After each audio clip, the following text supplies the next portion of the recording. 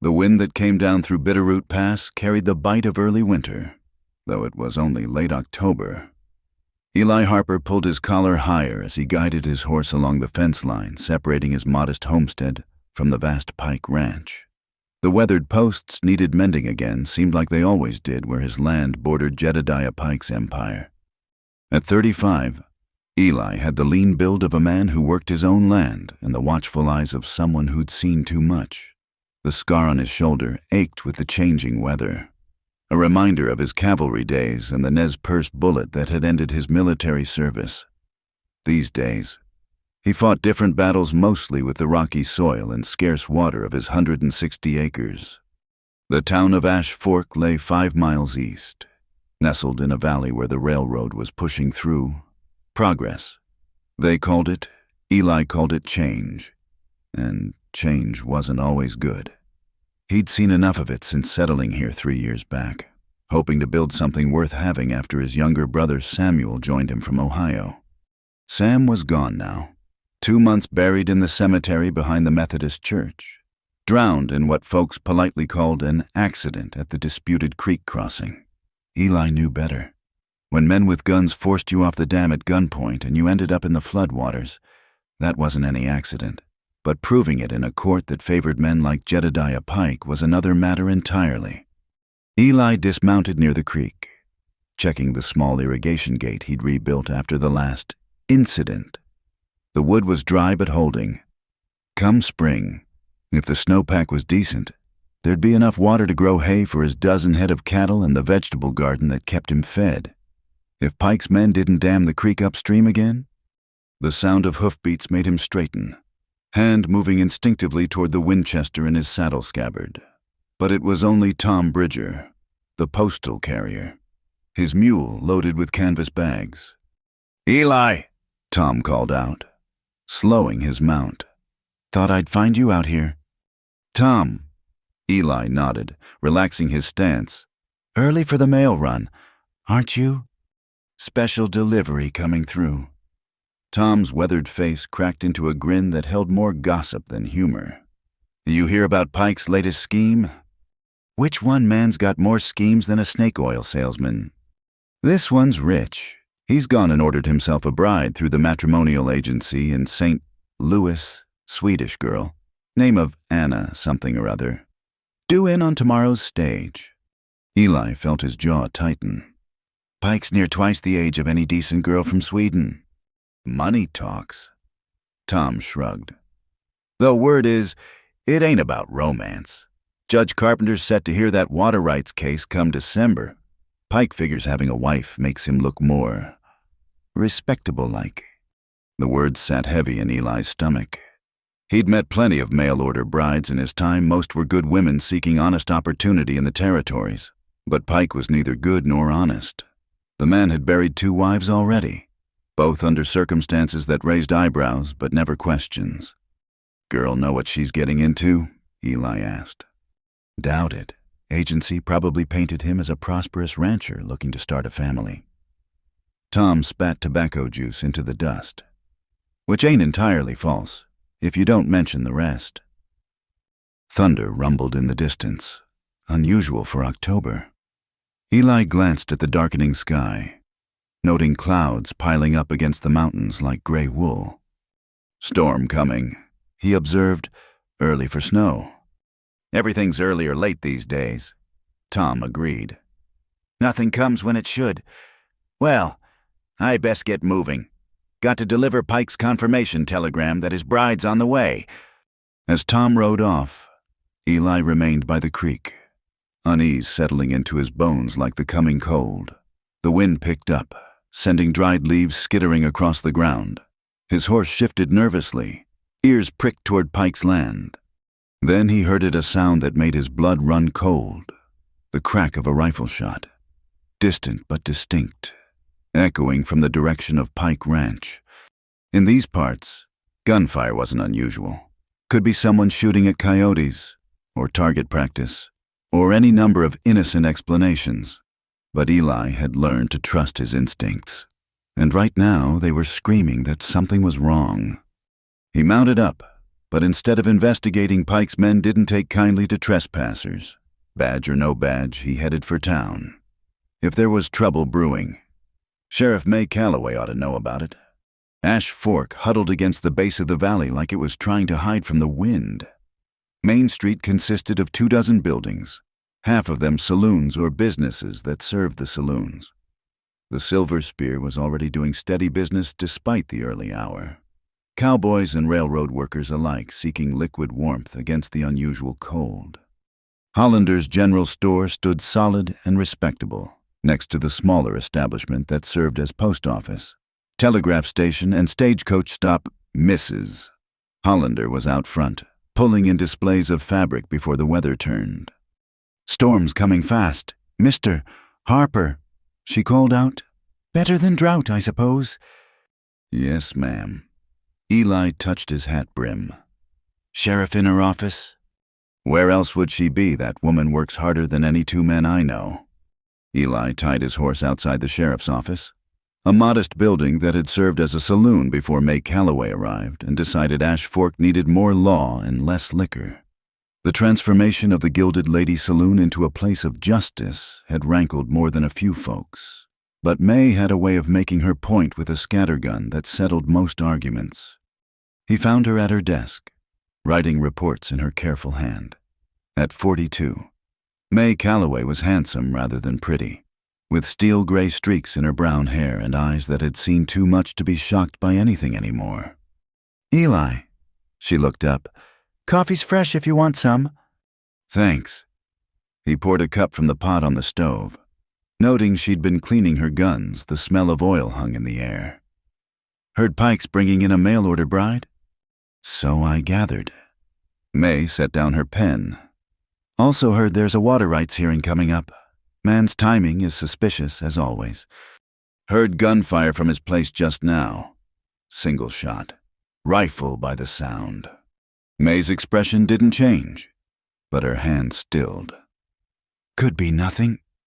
"Could be," Eli agreed. "But with Pike, nothing's usually something. Can't investigate gunfire on private property without cause." May's voice held the frustration of a law woman bound by rules that favored men like Pike. "You know that." "I do." Eli sipped the bitter coffee. "Just thought you should know. With that Swedish girl coming in tomorrow?" "I'll be at the stage," May assured him. "Make sure she arrives safe and gets where she's supposed to go. After that," she shrugged. "Can't protect someone who doesn't want protecting." Thunder cracked overhead. Closer now. Through the window, Eli could see folks hurrying to finish their business before the storm hit. "You ever think about leaving?" May asked suddenly. "Finding somewhere the law means what it's supposed to. Every day," Eli admitted. "Then I remember Sam's grave needs tending, and someone needs to stand witness to what Pike does, even if the courts won't listen."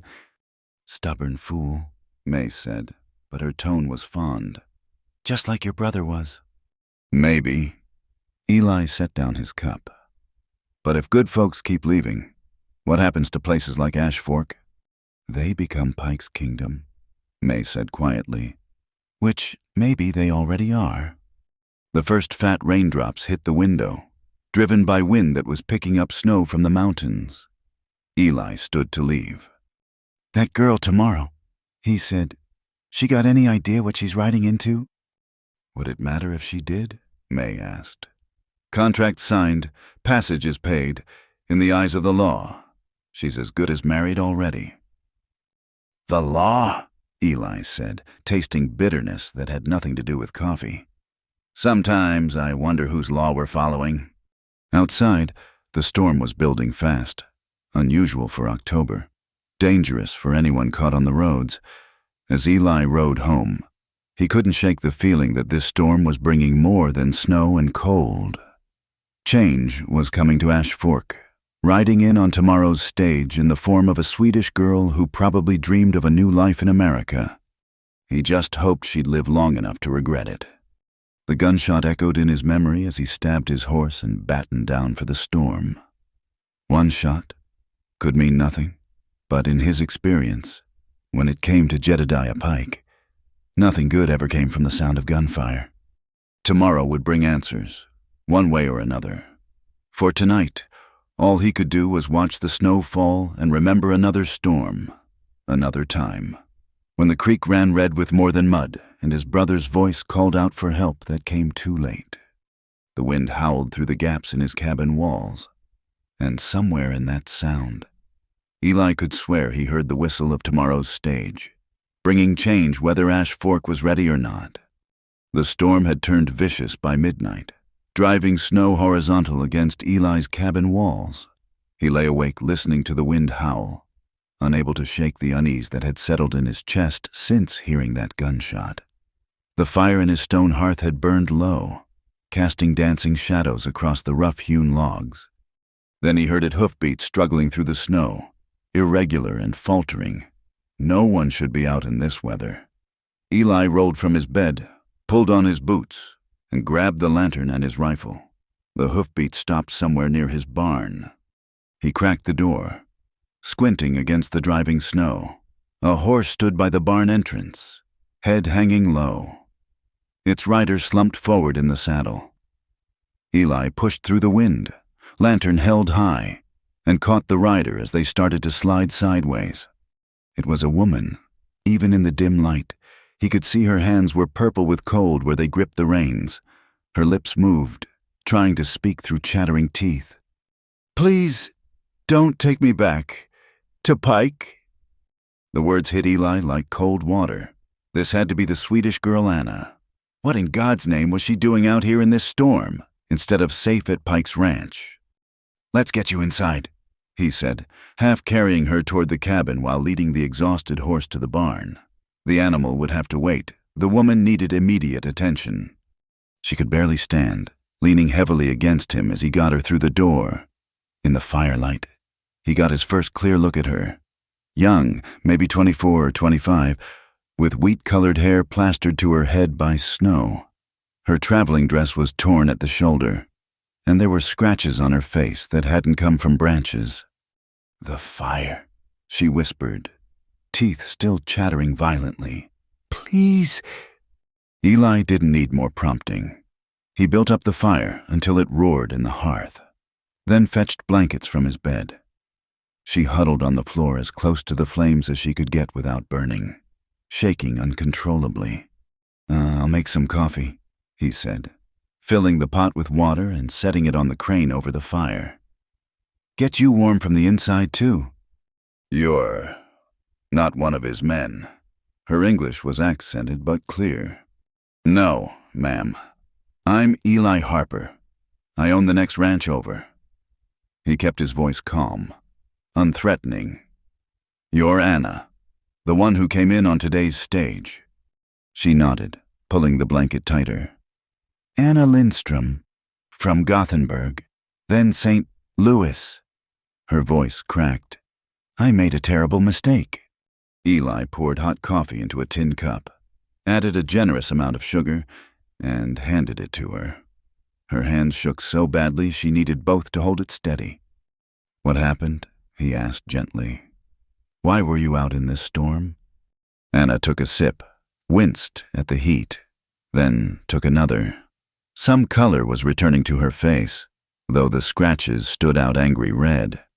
"The man at the agency, Mr. Thornton. He said Mr. Pike was a prosperous rancher, widowed, looking for companionship and help running his household." She gave a bitter laugh. "He showed me letters, so kind and proper, but they weren't from Mr. Pike. That foreman wrote them Silas Brennan." Eli knew Brennan. Mean as a rattlesnake and twice as dangerous. "Go on." "When I arrived, Mr. Pike looked at me like he'd bought a horse, said I'd do well enough for his purposes." She shuddered, and not from cold. "At dinner, he explained I was to appear at some water rights trial, play the devoted wife. After that, he said wives don't last long at Pike Ranch. Said it matter of fact, like discussing the weather." Anna set down the cup to wrap the blanket tighter. "Then tonight, Mr. Brennan came to my room. Said Mr. Pike wanted to ensure the marriage was binding before the trial, that no court could question it. Eli's jaw clenched. He could fill in the rest without her saying it. I pushed past him, ran for the door. He grabbed my dress. She touched the torn shoulder, but I got away.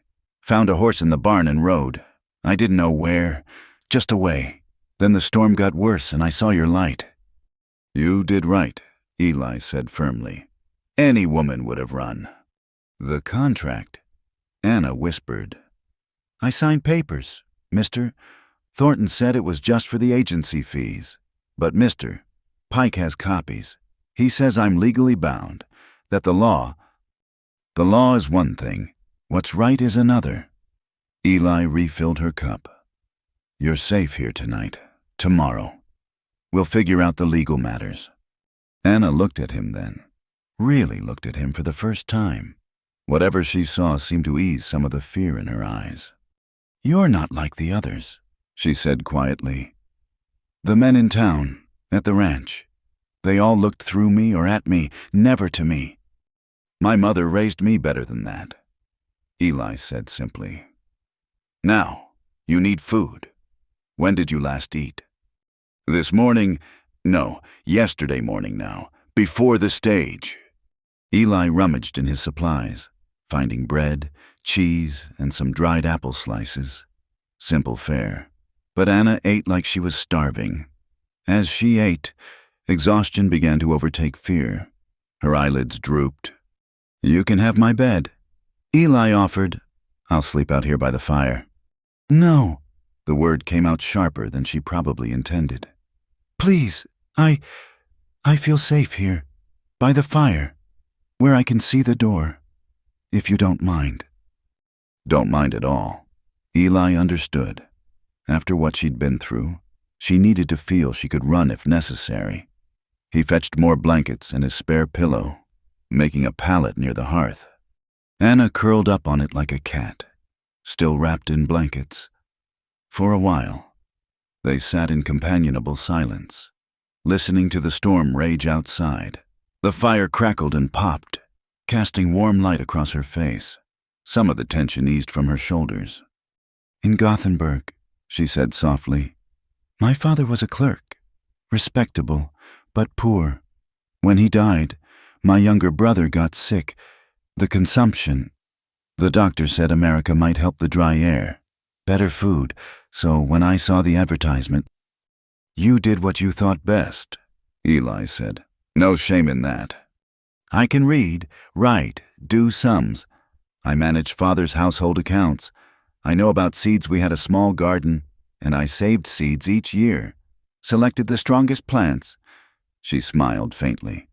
Turnips and potatoes aren't much, but we never starved. Useful skills out here, Eli observed. More useful than most folks bring. Anna yawned, fighting to keep her eyes open. You're kind, Mr. Harper. I didn't think. I'd forgotten men could be kind without wanting something. She was asleep before he could respond. Eli sat watching her. This unexpected guest who'd literally blown in with the storm. In sleep, she looked even younger, vulnerable.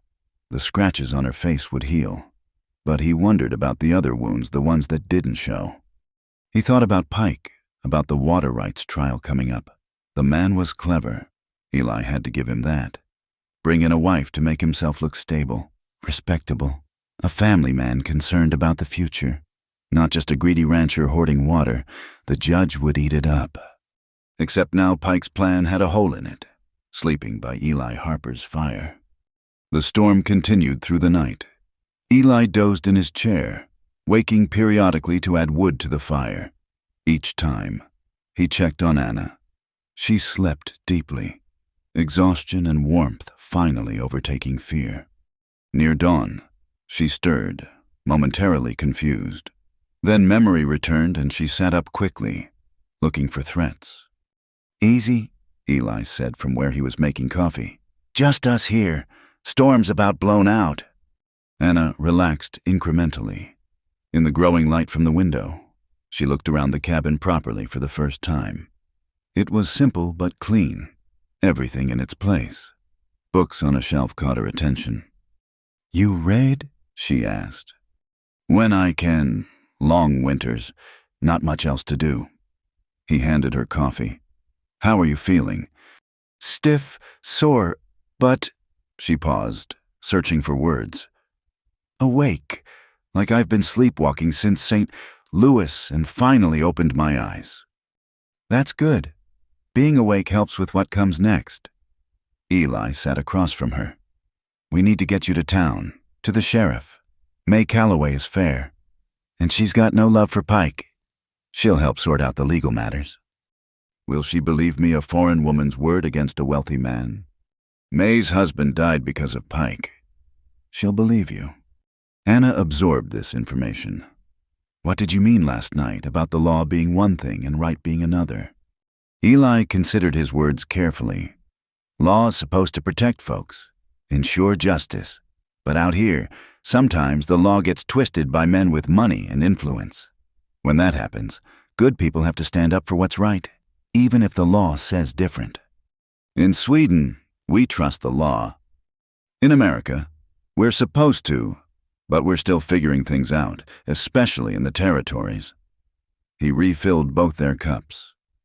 "Speaking of which, there's something I should tell you about that water rights case." He explained about the creek, the disputed dam, his brother's death. Anna listened intently, her expression growing more troubled. "So Mr. Pike brought me here as a prop, to fool a judge." "Appears so. Man's got a talent for using people." Anna stood, moved to the window. The snow had stopped, leaving the world white and pristine. "It's beautiful," she said softly. "I dreamed of places like this, open, clean, where you could build something good." "Still can," Eli said, "just not with Pike." She turned to face him. "Last night, when I woke by your fire, for a moment I felt something I'd forgotten. Safe, warm, like maybe the dream wasn't completely false." She blushed slightly. "I'm sorry, I'm talking too much." "Talk all you want. Been too quiet around here anyway?" A small smile crossed her face, the first real smile he'd seen from her. It transformed her from merely pretty to something that made his chest tighten unexpectedly. "Mr. Harper." "Eli." "Eli?" She tested the name. "I don't know what happens next, but thank you for the fire, the food, for believing me, for treating me like a person instead of a package that got delivered to the wrong address." "Everyone deserves that much." "Not everyone gives it." She moved back to the fire, hands extended toward the warmth. "Whatever happens with the law, with Mr. Pike, I won't go back. I'll find work, save money, bring my brother over properly. I didn't come to America to be someone's property."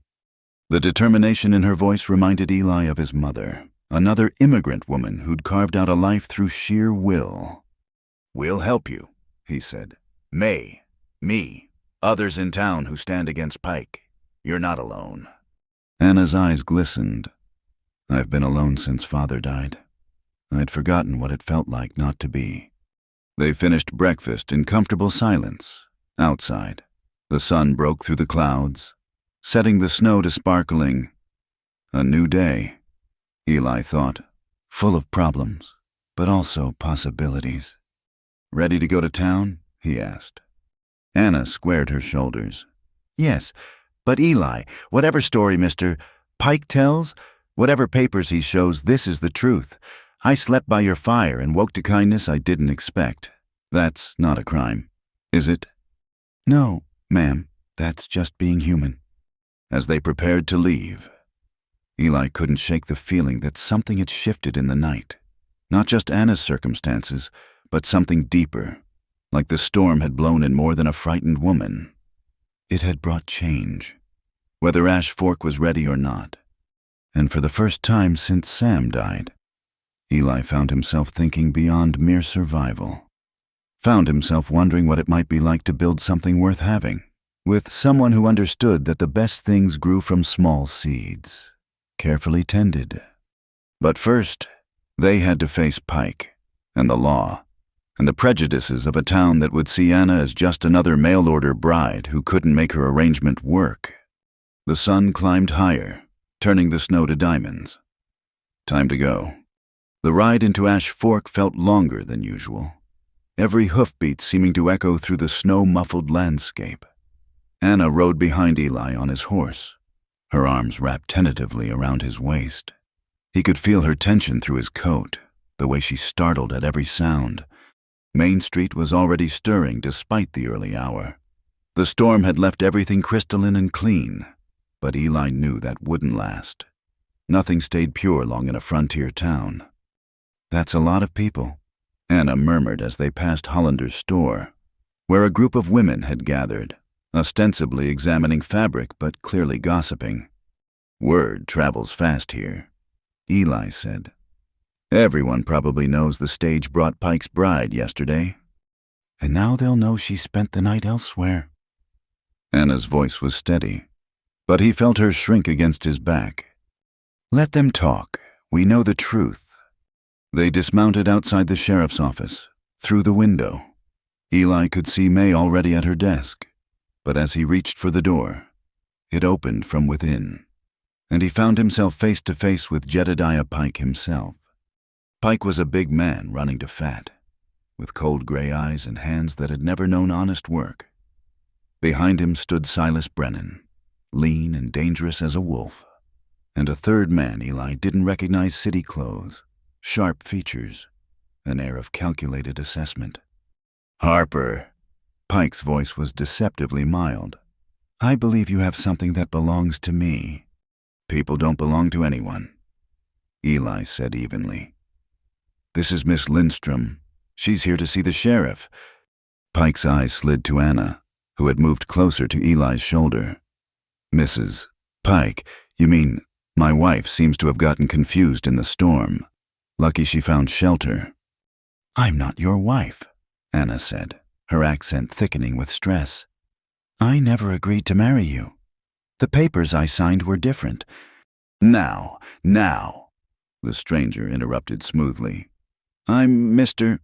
Cornelius Crane, representing Mr. Pike's interests. Perhaps we should discuss this inside, like civilized people." May appeared in the doorway. "Good idea. All of you in my office. Now." They filed in. An awkward procession. May's office wasn't meant for so many people. Anna sat in the chair May indicated, Eli standing beside her. Pike and his men arranged themselves opposite, like battle lines being drawn. "All right," May said. "Mr. Pike, you reported a missing person last night. Seems she's found. Case closed." "Hardly," Crane interjected. "This woman signed a binding matrimonial contract. She accepted transportation, room and board under false pretenses if she now refuses to honor her agreement." He produced papers from his coat, laying them on May's desk with a flourish. All perfectly legal, witnessed and notarized in St. Louis. Anna leaned forward. "That's not what I signed, Mr. Thornton said it was just agency fees and travel documents." "Can you read English?" Miss Crane's tone was patronizing. "Because your signature is right there, clear as day." "I can read," Anna said sharply, "in 3 languages. But he covered parts of the page, said it was standard." "He said, she said," Pike cut in. "Fact is, she took my money, came here on my ticket, and now wants to break her word. What kind of message does that send?" May examined the papers, frowning. "These look official enough, but there's a difference between a promise to marry and an actual marriage. Far as I know, no ceremony's taken place. A formality." Crane said, "The contract specifies willingness to wed upon arrival. Backing out now is breach of contract." "You didn't tell me the truth," Anna said, looking directly at Pike for the first time. "Those letters weren't from you. You want a wife for a court case, not a real marriage. And last night, your man." She glanced at Brennan, who smiled unpleasantly. "He tried to force matters." "Serious accusation," May said. "What exactly happened? Anna told her story simply, without embellishment. Brennan's attempted assault, her escape, finding shelter with Eli. Pike's expression never changed, but Eli noticed Crane shifting uncomfortably. "Brennan," May asked, "your version." "Woman got cold feet." Brennan shrugged. "I went to check on her, see if she needed anything. She panicked and ran. Female nerves." "That's a lie," Anna said quietly. "Proof?" Crane asked. "Witnesses, or just the word of a woman who's already shown herself unreliable?" Eli felt his temper rising. "Her word's good enough for me." "You would say that," Pike observed. "Considering where she spent the night, tell me, Harper, what's your interest here trying to steal another man's bride?" "Nobody's stealing anything. She came to my door in a blizzard, scared and half frozen. I gave her shelter. Nothing improper happened." "So you say." Pike's smile was unpleasant. "But appearances matter, don't they? The whole town's talking by now. The Swedish girl who couldn't wait one night before running to another man's bed." Anna flinched. Eli took a step forward, but May's sharp gesture stopped him. "That's enough," the sheriff said. "Nobody's accusing anybody of anything improper. Question is, what's the legal standing here?" Crane cleared his throat. "The law is clear. A contract was signed. Consideration was paid transportation. Fees, accommodations. The lady accepted these benefits. She cannot now refuse to fulfill her obligations without consequence." "What consequences?" Anna asked. "Financial restitution. For one, the costs involved were substantial. Additionally, Mr. Pike's reputation has been damaged. He could pursue defamation charges." "Defamation." Eli couldn't help himself. "For telling the truth." "For spreading malicious rumors about attempted assault," Crane corrected. "Unless she can prove otherwise." It was neatly done. Eli had to admit they had Anna boxed in honor a contract she'd been tricked into signing or face financial ruin and legal action. "I have $47, Anna said quietly. "My savings. It's not enough to repay the passage, but—" "The passage alone was $200, Pike said, "plus agency fees, accommodations, and now legal expenses." Anna paled.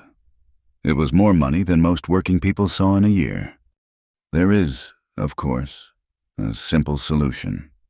Crane suggested, "Honor the original agreement on Mr.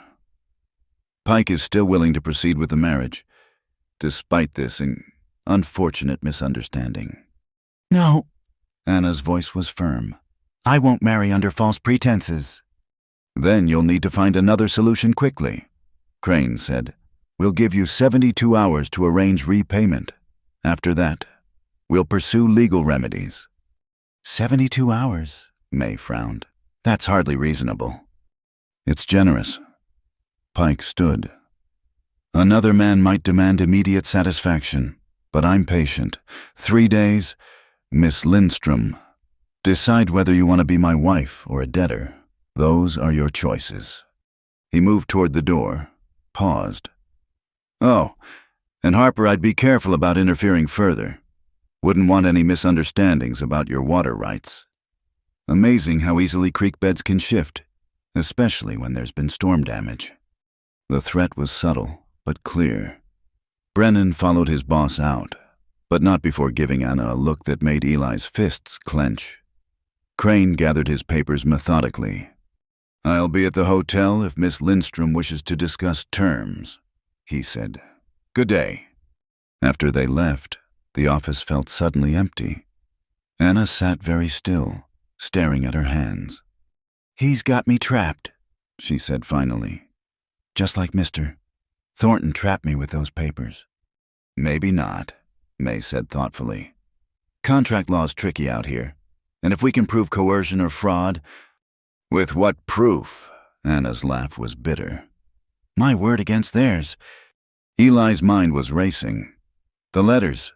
You said Pike didn't write the letters the agency showed you." Anna nodded. They were in a different hand. Kinder, more educated. Brennan can barely write his own name.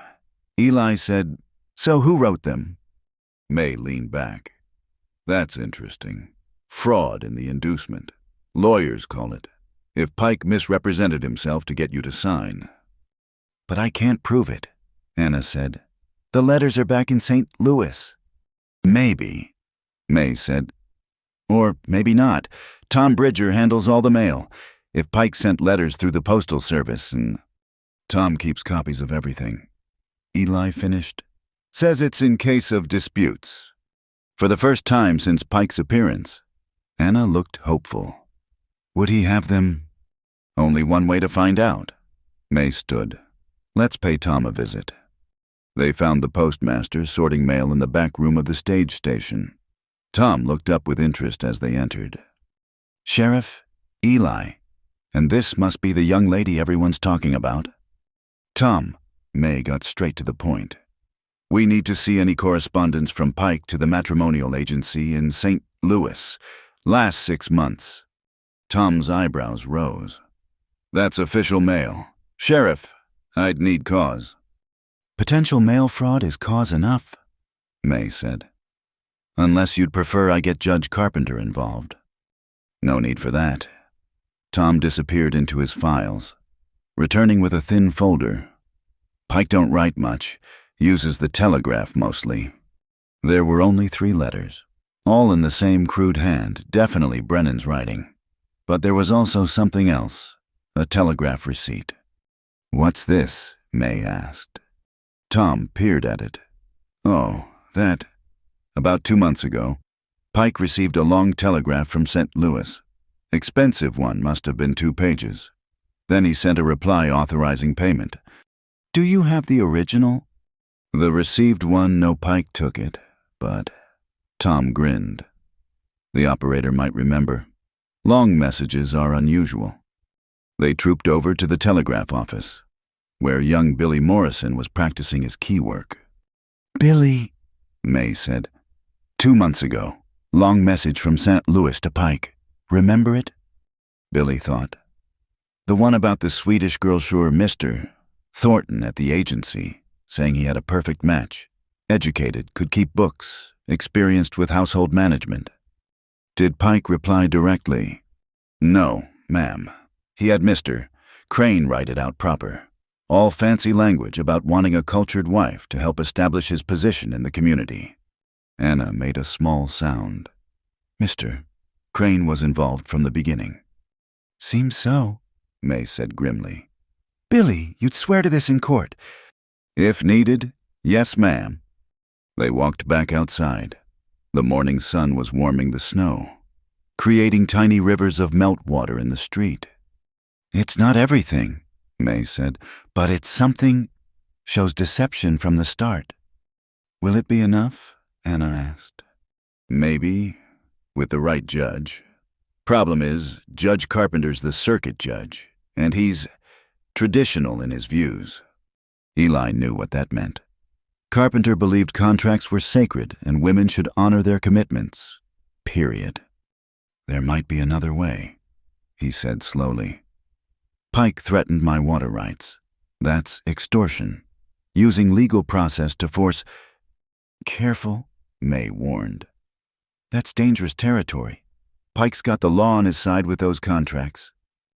"The law," Anna said bitterly. "Everyone keeps talking about the law. What about what's right?" "Sometimes they're the same thing," May said. "Sometimes they're not. We've got 3 days to figure out which this is." As if summoned by the mention of Pike's name, Brennan appeared across the street, lounging against the Silver Spears wall. He touched his hat mockingly to Anna. "We should get you somewhere safe," Eli said. "Do you have anywhere?" "She can stay at the boarding house," May interrupted. "Mrs. Ellington runs a respectable place. No men allowed past the parlor." Anna nodded, but Eli could see the fear creeping back into her eyes. She was alone in a strange town, with powerful men arrayed against her. "We'll figure this out." He told her, "You're not alone." "Everyone keeps saying that," Anna said quietly. But in the end, it's my name on those papers. My choice to make. As they walked toward the boarding house, Eli noticed how the town's attitude had shifted. Yesterday, Anna would have been a Curiosity Pike's mail-order bride. Today, she was scandal personified. Women pulled their skirts aside as they passed. Men stared openly, some with sympathy, others with speculation. I'm ruining your reputation too, Anna said to Eli. People are talking. Let them talk. They've been gossiping about me since Sam died anyway. Your brother, Anna asked gently. Eli found himself telling her about Sam as they walked his enthusiasm for the Western adventure. His death at the disputed creek crossing. The way Pike had used legal technicalities to avoid any consequences. So you see, he finished, I know something about how the law can fail good people. Yet you still believe in it. I believe in justice, Eli corrected. Sometimes the law serves justice. Sometimes we have to find it other ways. They reached Mrs. Ellington's boarding house, a 2-story frame building with neat curtains and a painted sign. The proprietress herself answered the door, a thin woman with sharp eyes and a sharper tongue. Sheriff Calloway, Mr. Harper, her gaze fixed on Anna. And this would be the young lady everyone's discussing. Miss Lindstrom needs a room, May said, quiet and secure. I run a respectable establishment. Mrs. Ellington said, no gentlemen callers, no exceptions. That's perfect, Anna said. I have money for a few days. Your money's no good here. Mrs. Ellington interrupted. May Calloway's word is, you can settle up when your affairs are sorted. It was unexpected kindness. Anna's eyes misted. Thank you, she whispered. As Mrs. Ellington showed Anna inside. May pulled Eli aside. Pike won't let this go. He's got too much riding on that water rights case. I know. Eli watched Anna's blonde head disappear up the stairs. But she doesn't deserve to be sacrificed for his schemes. No, she doesn't. But deserve's got little to do with how things work out here. May studied him. You're taken with her. She needs help. That's not what I said. Eli didn't answer. He couldn't deny the pull he felt toward Anna, her courage, her dignity in the face of injustice. But acting on such feelings would only complicate an already complex situation. Be careful, May warned. Pike fights dirty. And Crane's worse, he uses the law like a weapon. Then we'd better arm ourselves with some law of our own, Eli said. May smiled grimly. Now you're thinking like a lawman. All right, Harper, let's see what kind of legal ammunition we can find in the next 3 days. As Eli headed home, he passed the Silver Spear. Brennan was still there, now joined by 2 other Pike riders. They watched him pass with unfriendly eyes. 3 days.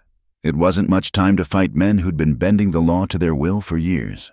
But Eli had learned something in the cavalry. Sometimes the difference between victory and defeat wasn't strength or numbers. Sometimes it was just refusing to give up when the other side expected you to. Anna Lindstrom had refused to give up her freedom. The least he could do was refuse to let her fight alone.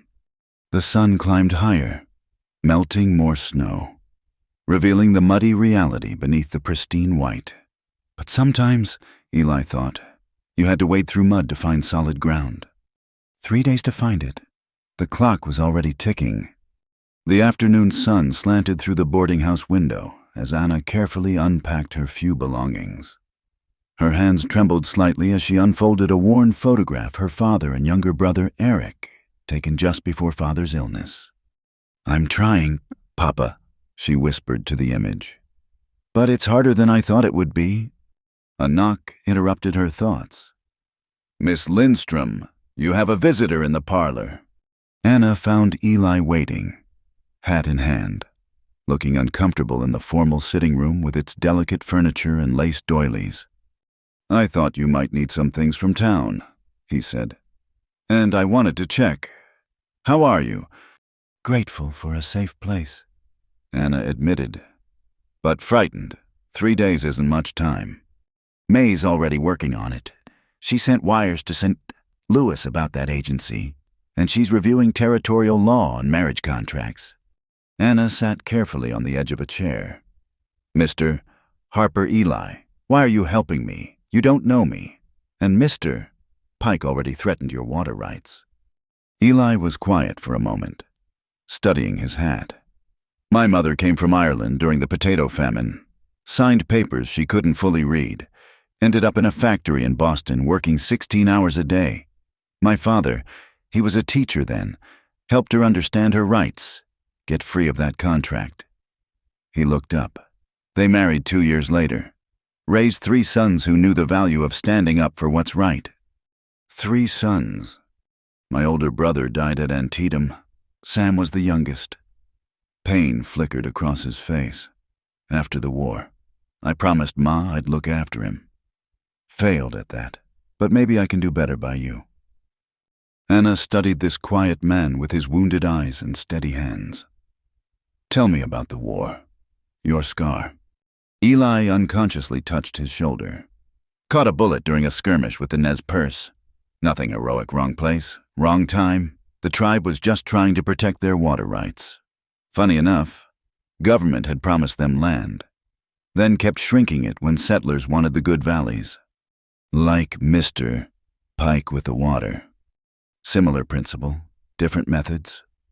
Eli stood, paced to the window. After I mustered out, I thought I'd find peace out here, build something clean, away from all that violence. But men like Pike, they bring their own kind of war. In Sweden, we have a saying. Anna offered, "The wolf may change his coat, but not his nature." Your English is very good. Where did you learn? My father. He believed education was the only wealth that couldn't be stolen. She smiled sadly. He taught languages to merchant families, Swedish, German, English, some French. I helped with his lessons, learned alongside the rich children. That's how you knew the contract was wrong. You really could read it. Parts of it. But Mr. Thornton, he was clever. Covered sections with other papers. Rushed me. Said the ship was leaving. Shame colored her voice. I wanted so badly to believe it was real. A new life. Honest work. A home for Eric when he's well enough to travel. How old is Eric? 14. He's apprenticed to a bookbinder now, but his lungs... She shook her head. The doctors said mountain air might help. That's why I chose Colorado territory from the advertisements. I didn't know Montana was different. Eli returned to his chair. It's drier here. Actually, might still be good for him. If I'm not in jail for debt. Anna's attempt at humor fell flat. $300. It might as well be $3,000. We'll figure something out. The town's not all on Pike's side. Mrs. Ellington proving that by trusting May's word for your board. Why does the sheriff help? She doesn't know me either. Eli's expression darkened. 5 years ago, Pike wanted land that belonged to a small rancher named Carl Calloway. When Carl wouldn't sell, there was a confrontation. Carl was found shot on a disputed section of range. Pike had 3 witnesses saying Carl drew first. But he didn't. May never believed it. Carl hated guns, only carried one because she insisted. His was still holstered when they found him. Eli's jaw tightened. Pike got the land. May got a widow's badge and a burning need to see justice done, even if it takes years. Anna absorbed this. So we're all fighting old battles? Maybe. Or maybe we're fighting the same battle standing up to men who think money makes them kings. A commotion in the street drew them to the window. Pike's men were driving cattle down Main Street. Far more than usual. What are they doing? Anna asked. Making a point, Eli said grimly. Those are from the communal grazing lands. By driving them through town, Pike's showing everyone he controls the range. But I thought those were public lands. They are, but who's going to stop him? He's got the most men, the most guns. Eli turned from the window. That's his real power, not the law. but fear. Anna watched the dusty parade of cattle and cowboys. In Gothenburg, we had men like that. They owned the factories, the houses. If you spoke against them, you lost your job, your home. That's why Father saved every krona to send us to America. He said here, a man could stand tall. He wasn't wrong. It's just taking longer than it should. Eli picked up his hat. I should go. Don't want to compromise your reputation more than... My reputation, Anna laughed, but it was bitter. I'm the Swedish girl who ran from her husband, the mail-order bride who couldn't last one night. What reputation do I have left? The reputation of a woman who wouldn't be bought, Eli said firmly. That's worth something to decent folks. After he left, Anna sat in the fading light, thinking. Through the lace curtains, she could see the town going about its business, shopkeepers closing up, saloon girls arriving for evening shift, families heading home for supper. A whole world she was outside of, looking in. Mrs. Ellington knocked and entered with a tea tray. Thought you might be hungry. Dear, nothing fancy, just bread and soup. You're very kind, especially to someone who's causing so much talk. The older woman sat uninvited, pouring tea with practiced movements. Let me tell you something about talk. Miss Lindstrom, 20 years ago, I came here with my husband. He was a dreamer. Thought he'd strike gold. Instead, he struck whiskey and cards, left me with nothing but this house and a mountain of debt. I'm sorry. Don't be. I'm telling you this so you understand I know what it's like to have the town talking, to be the woman who doesn't fit their neat little boxes. Mrs. Ellington's eyes were shrewd, but kind. I also know that talk passes. What matters is what you do, not what they say. What did you do? Turn this place into the cleanest, most respectable boarding house in 3 territories. And I did it without selling my soul or my body to any man. She patted Anna's hand. You've got spine, girl. I can see it. Don't let them break it. That night, Anna lay in the narrow bed, listening to the town settling into sleep. Somewhere out there, Pike was planning his next move. Crane was probably drafting legal documents. And Eli, what was he doing? She pictured him in his simple cabin, reading by lamplight. That quiet strength wrapped around him like armor. She'd felt something when he helped her down from his horse that morning. Not attraction, or not just that. Recognition, maybe, like looking at another person and seeing a matching scar. A shared understanding of what it meant to carry old wounds while trying to build something new. The next morning brought new challenges. Anna came down to find Silas Brennan in the parlor, sprawled in a chair like he owned it. Morning, Mrs. Pike, he said with false courtesy. Come to escort you to your husband. I've told you, I'm not. Now. Brennan stood, looming over her. Mr. Pike's being generous, giving you time to come to your senses, but his patience ain't endless. Neither's mine. You, Mr. Brennan. Mrs. Ellington's voice cut like ice from the doorway.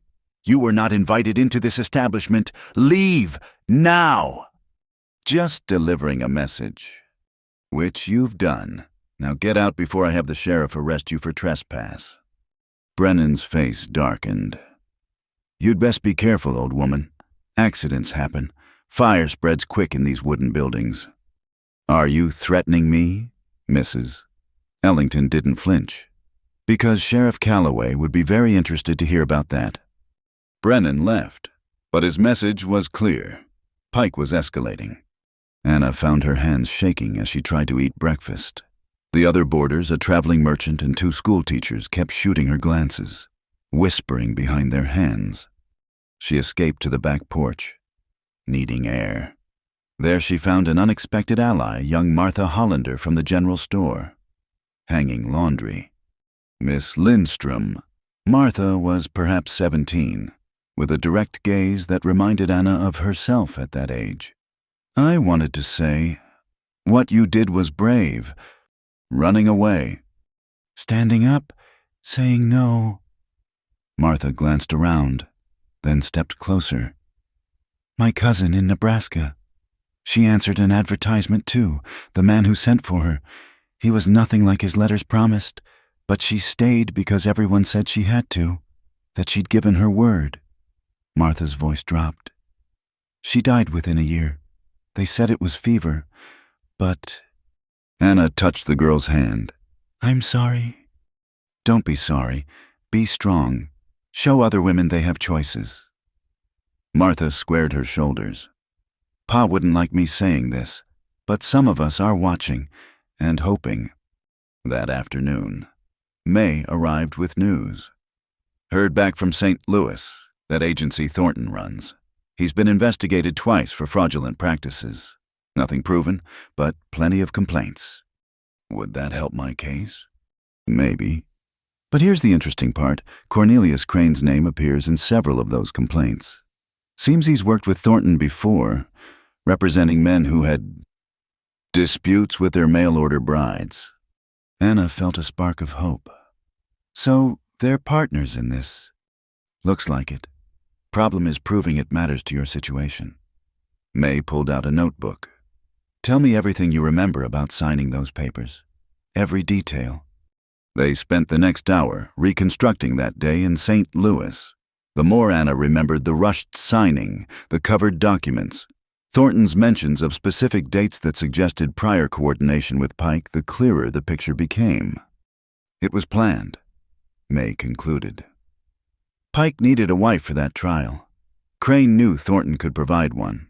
They just needed the right woman educated enough to impress a judge, desperate enough not to ask too many questions, and foreign enough to be isolated. Anna added bitterly, no family here, no connections. Except now you have both, May said. Don't forget that. As the afternoon wore on, Eli arrived with an unexpected companion, Tom Bridger. The postmaster. Found something, Tom announced, producing a letter. This came through last month, from Thornton to Pike, only I couldn't deliver it because Pike was away, so it sat in my dead letterbox. May examined it carefully. It's discussing Anna specifically, before she even agreed to come. She read aloud, the Swedish girl is perfect for your needs, educated but vulnerable, family obligations that ensure compliance. He was selling me like livestock, Anna said quietly. Worse, Eli said.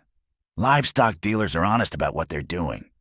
They had evidence now, but would it be enough, as if in answer to their doubts?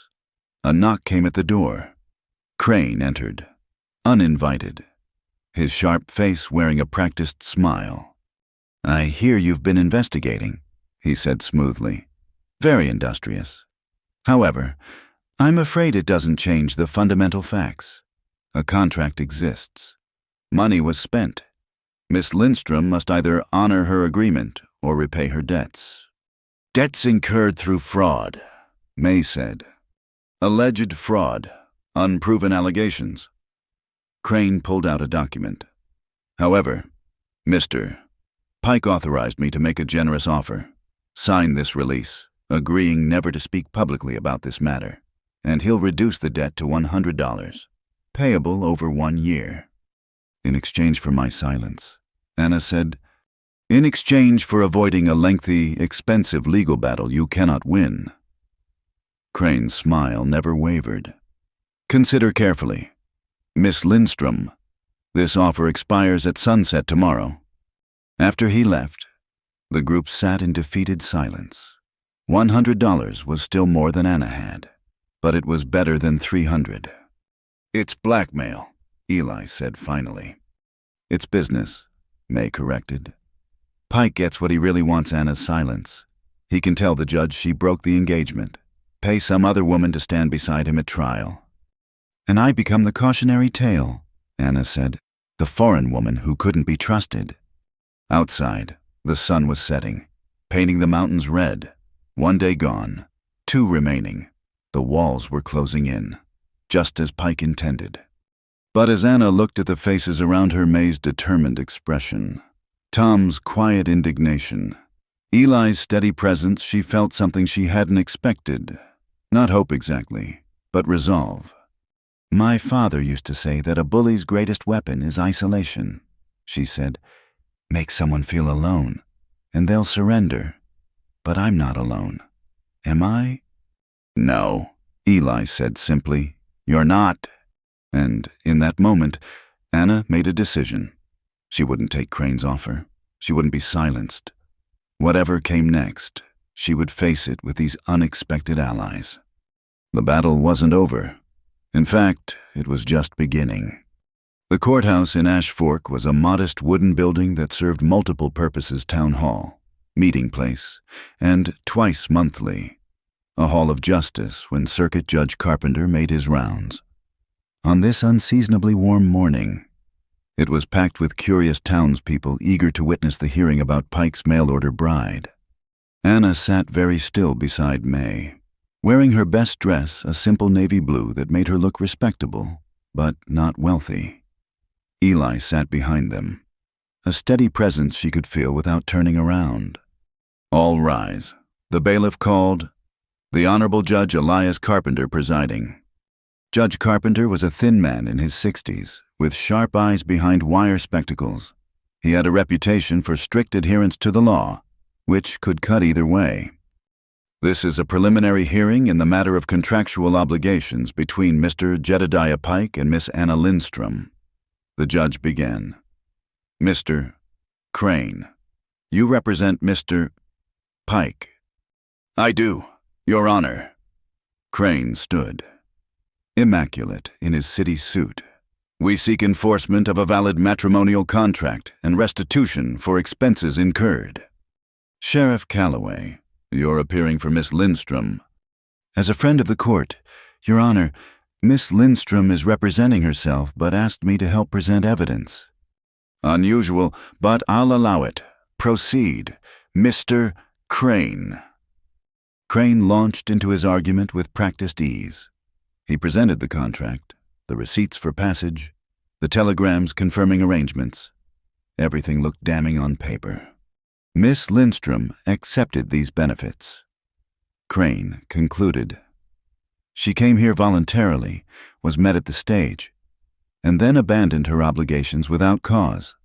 We seek either specific performance, that is, completion of the marriage, or full restitution of costs plus damages. "Miss Lindstrom." The judge turned to Anna. "What's your response?" Anna stood, her voice starting soft but growing stronger. "Your Honor, I was deceived.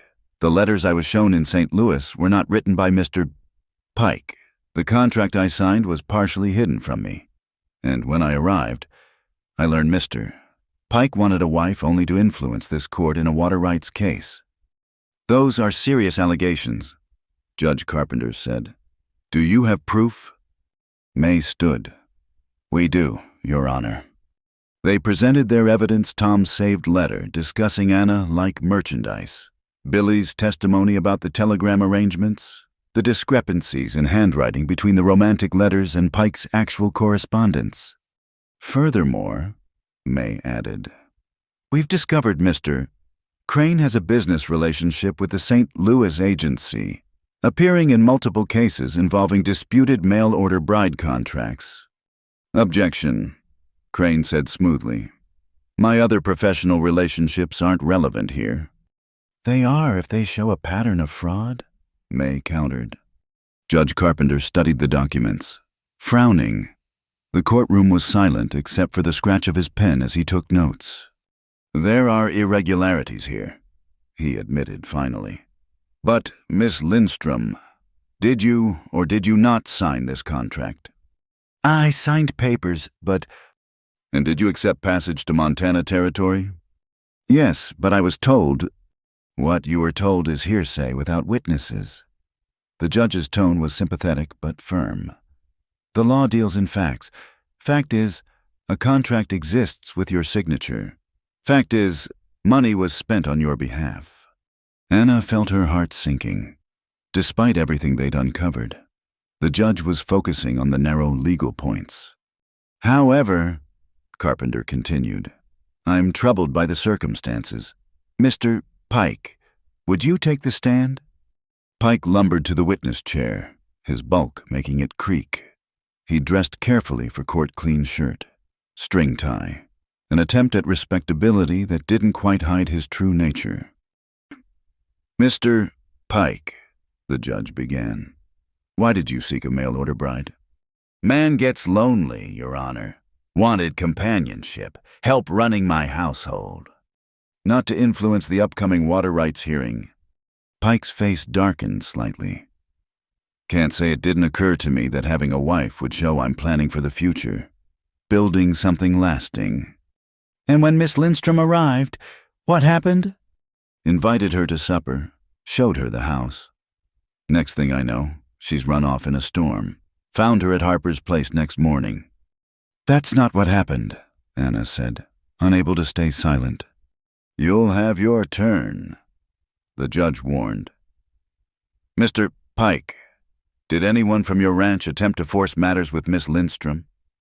Absolutely not. Pike lied smoothly. My foreman checked on her comfort. She may have misunderstood his concern.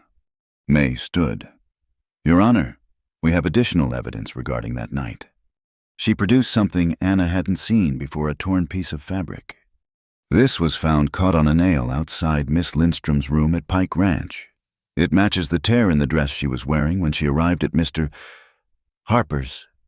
May held up Anna's traveling dress, showing where the shoulder was mended. The placement indicates someone grabbed her as she was leaving through the window. Murmurs ran through the crowd. Pike's face flushed. That proves nothing. Crane interjected. She could have torn it herself while fleeing. Through a window, May asked. Why would she need to escape through a window if she was free to leave? Your Honor, a new voice spoke from the back. May I address the court? Everyone turned to see Mrs. Chen, who did laundry for many of the ranches, including Pike's. Judge Carpenter nodded. State your name and business. Lily Chen. I was at Pike Ranch that night. Finishing up washing, I saw Mr. Brennan go to the guest room. Heard the lady cry out. Saw her climb through the window. Mr. Brennan. He came out cursing, holding his face like he'd been slapped. The courtroom erupted. Pike's face went from red to purple. Brennan, sitting with Pike's other men, looked murderous. Order! Judge Carpenter banged his gavel. Mrs. Chen, why didn't you come forward sooner? Scared. Your Honor, I got family to feed. But what's right is right. That girl was running for good reason. The judge turned back to Pike. Mr. Pike, your foreman's actions reflect on you. If he attempted to assault Miss Lindstrom, he was checking on her, Pike snarled, dropping his pretense of civility. Making sure my investment was secure. Investment? Anna stood, her fear transformed into anger. That's all I was to you, an investment, something you bought to use. I paid for you, didn't I? Pike shot back. $200 for passage, $50 for the agency, more for... Mr. Pike, his lawyer warned, but it was too late. And you're mine until you pay it back or honor your word. The mask had slipped, revealing the real Pike. The courtroom was dead silent. Judge Carpenter removed his spectacles, cleaning them slowly. I've heard enough. While the contract may be legally binding in strict terms, the circumstances of its creation and the events following Miss Lindstrom's arrival raise serious questions about fraud, coercion, and attempted assault. Your Honor, Crane began. I'm not finished. The judge's voice was sharp. Mr. Pike, your own words just now reveal your true intentions. You view Miss Lindstrom not as a potential wife, but as property purchased. The law also recognizes that contracts made under false pretenses or duress can be voided. Furthermore, attempted assault nullifies any claim you might have on this woman's person or presence. Hope bloomed in Anna's chest. However, the judge continued, the financial obligations are a separate matter. Money was spent, debts were incurred. Miss Lindstrom, are you able to repay the passage costs? Not immediately, Your Honor, Anna admitted. But given time, the court could arrange a payment plan, May suggested. Other women in similar situations have been given a year to... A tremendous crash interrupted her. One of Pike's men had kicked over a chair, and Pike himself was on his feet, face contorted with rage. A year? You think I'll wait a year while this foreign... He bit off whatever slur he'd been about to use. She made a fool of me. The whole town's laughing. Mr. Pike, control yourself or I'll have you removed. Judge Carpenter warned, but Pike was beyond control. You think you've won something, he said to Anna. You'll never make enough to pay me back. And until you do, I own that debt. I'll make sure everyone knows you're a contract breaker, a liar who takes money and runs. That's enough. Eli stood, moving to position himself between Pike and Anna. Harper. Pike's smile was ugly. Should have known you'd be in the middle of this. Well, let me make something else clear. That creek water you depend on, amazing how dry things can get when upstream dams need repair. Are you threatening Mr. Harper in my courtroom? Judge Carpenter's voice was dangerously quiet. Just discussing water management, Your Honor, Pike said, but his meaning was clear. Your Honor. Crane tried to salvage the situation. My client is understandably emotional. If we could return to the legal matters. The legal matter is settled, Judge Carpenter said firmly. The matrimonial contract is void due to fraud and attempted coercion. However, Miss Lindstrom does owe Mr. Pike $200 for passage from St. Louis. She has 6 months to repay this debt. 6 months, Crane protested. That's my ruling. Furthermore, any attempt by Mr. Pike or his employees to harass, threaten, or harm Miss Lindstrom will result in criminal charges. Is that clear? Crystal. Pike spat. But Your Honor should know that water rights in this county are complex. If Harper's Creek runs dry, that's nature, not harassment. We'll let the water rights hearing determine that, the judge said. Which, I note, is next month. I trust all parties will conduct themselves lawfully until then. He banged his gavel. Court is adjourned. The courtroom erupted in conversation. Anna felt overwhelmed, free but still bound, vindicated but still in debt. May squeezed her shoulder. It's better than we hoped. 6 months gives us time. And time for what I can't earn $200 in 6 months. We'll figure something out. Eli said, The important thing is you're free of Pike personally. But Pike wasn't done. As people filed out, he stopped near Anna, Brennan and 2 other men flanking him. You cost me more than money today, he said quietly. Made me look weak. That's not something I forgive. Mr. Pike, May warned. The judge was clear about harassment. Oh, I won't touch her, Pike said. Don't need to. This town runs on water. Sheriff, and water flows where I tell it to. He looked at Eli. Your brother learned that the hard way. Eli tensed, but Anna grabbed his arm. Don't, that's what he wants. Pike laughed. Smart girl. Too bad you weren't smart enough to stay where you belonged. After they left, Anna felt the weight of what had just happened settling on her. She was free, but not free. Safe, but not safe. Come on, Eli said. Let's get you back to the boarding house. Outside, the November sun was bright but carried no warmth. Main Street was buzzing with gossip about the hearing. Some people nodded sympathetically to Anna. Others turned away. $200, Anna said quietly. How does a woman earn that kind of money honestly in 6 months? Teaching, perhaps? May suggested. Your education. The school board would never hire a woman involved in scandal, Anna said realistically. And Pike will make sure everyone knows. They walked in troubled silence. As they neared the boarding house, They saw an unexpected gathering Martha Hollander and several other young women, including the school teachers who boarded with Mrs. Ellington. Miss Lindstrom, Martha stepped forward. we wanted to say what you did today was brave. Standing up to Pike, one of the teachers added. Refusing to be bought. Some of us have been waiting to see someone do that. I still owe him money, Anna pointed out. But you're not his property, Martha said fiercely. that matters. Mrs. Ellington appeared on the porch. Well, don't stand out there letting the whole town gawk. Come in, all of you. I've made coffee. As the women filed inside, chattering about the hearing, Eli touched Anna's arm. You did something important today, he said. Maybe you don't see it yet, but you've shown other women they have choices.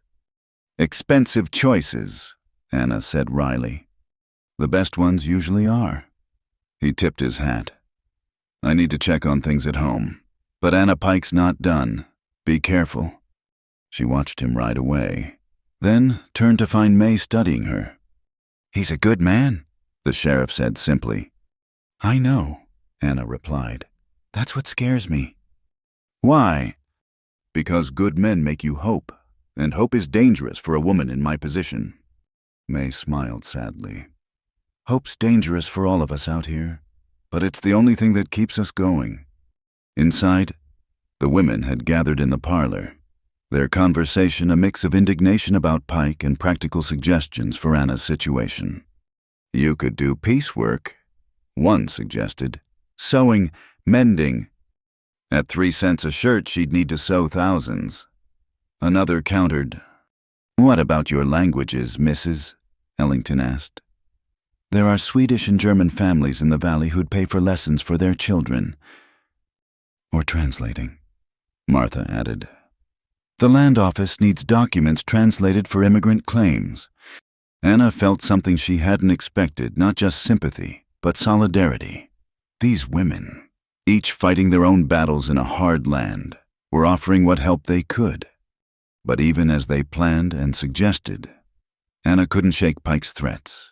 He'd lost face today, and men like him didn't forgive that. The real battle was just beginning. That night, as she lay in her narrow bed, Anna thought about water, how it could be life-giving or destructive, how men fought to control it, how it always found a way to flow despite their efforts. Tomorrow she'd start looking for work, start trying to earn an impossible sum in 6 months. But tonight, she allowed herself one moment of victory. She'd stood up in court and spoken her truth. She'd refused to be owned. It wasn't everything, but it was a beginning. Outside, the November wind picked up, rattling the windows. Winter was coming, and with it, new challenges. But for the first time since leaving Sweden, Anna felt she might be strong enough to meet them. The water might be dammed, diverted, fought over, but it would keep flowing, and so would she. The smell of smoke reached them before they saw the flames. Anna looked up from her ledger at the land office, where she'd been translating Swedish homestead claims for $2 a week honest work, but nowhere near enough to repay Pike in 6 months. "Fire!" someone shouted from the street. "Fire on the East Ridge!" Through the window, she could see an orange glow against the afternoon sky. November had been unusually dry after that early storm, and the winds from the mountains were picking up. "That's near the Turner place," Mr. Davidson, the land clerk, said worriedly. "If it spreads." Anna didn't need him to finish. She'd learned enough about frontier life to know that fire was everyone's enemy. Wooden buildings, dry timber, and wind made for a deadly combination. By the time she reached the street, half the town was mobilizing. Men loaded barrels of water onto wagons while women gathered blankets and medical supplies. May was already organizing groups. "The fire's moving down from Turner's Ridge," the sheriff announced. "Wind's pushing it northwest. If we don't stop it before it reaches the valley..." "It'll hit my place first," Eli said, arriving on horseback with several other ranchers. "Then sweep right into town." "We need every able body," May continued. Men to dig fire breaks, women to soak blankets and tend the evacuees. "I'll help," Anna said immediately. Eli caught her arm. "It's dangerous. Everything here is dangerous," she replied. "Let me help." He studied her face, then nodded. "Can you ride?" "Well enough." "Then you're with the supply wagon. We'll need water and blankets brought to the fire line continuously." As they organized, Pike and his men rode up. For once, the antagonism between Pike and the town took second place to the greater threat. "My ranch is past the danger zone," Pike announced. "But I've got men and equipment. Where do you need us?" May directed him to the eastern fire break. Even Pike knew that fire respected no property lines. The next hours blurred together in smoke and sweat. Anna drove the supply wagon back and forth, learning to handle the team from young Martha Hollander, who proved surprisingly capable with horses. They ferried water to men digging desperately to create a break the fire couldn't jump. The smoke thickened as evening came, turning the sun into an angry red disk. Anna's eyes streamed, her throat burned, but she kept working. On one trip, she found Eli's section of the line being overwhelmed. "Fall back!" he was shouting. "It's jumping the break!" Men scrambled backward as flames leaped across their carefully dug trench. In the confusion, Anna saw one figure stumble and fall. Tom Bridger, the postmaster, his leg tangled in abandoned equipment. Without thinking, she jumped from the wagon and ran toward him. The heat hit her like a physical wall, but she reached Tom, helping him free his leg. "Can you walk?" "I think yes." They stumbled toward safety, but the fire was moving faster than Tom's injured leg could carry him. Then Eli was there, taking Tom's other arm, half carrying him to the wagon. "Get him out of here," Eli ordered Anna. "Now!" She drove the wagon at dangerous speed back toward town, Tom groaning with each bump. Behind them, the fire line continued to retreat. By full dark, the situation was desperate. The fire had consumed Turner's homestead and was advancing on multiple fronts. Families from the threatened areas streamed into town with whatever they could carry. "We need a new strategy," May said when the firefighters regrouped at the town's edge. Everyone was exhausted, covered in soot and ash. "We can't stop it with conventional fire breaks." "What about a backfire?" suggested Jackson, one of the ranchers. "Burn a strip ahead of it. Leave nothing for the main fire to consume." "Risky," Eli said. "If the wind shifts..." "Everything's risky now," May replied. She made the decision quickly. "We'll try it, but first, evacuate everyone from the potential path. I want wagons ready to move the whole town if necessary."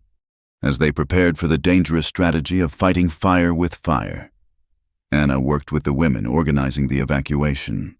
Children were loaded onto wagons with whatever possessions families deemed most precious.